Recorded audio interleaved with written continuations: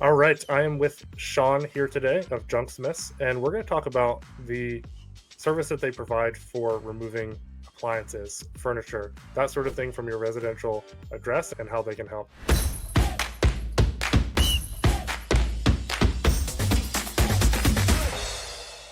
Then when it comes to, furniture, tables, chairs, all of that, anything that you guys can't take, kind of run us through the list and, lay it out for people here. We remove pretty much, we haven't come across a piece of furniture we haven't been able to remove. Sometimes you do run across items that are too large to take out in the conventional manner. A lot of times we might have to disassemble them, or in some cases we've had to demo them. We've seen where people have furniture and stuff that they've remodeled the house or things since they've had the furniture, and doors or stuff have become smaller, or hallways have changed.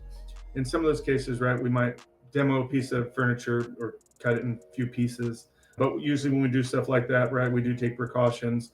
We lay down protective barriers and stuff like that to make sure we don't damage other things. But sometimes they have to be taken apart.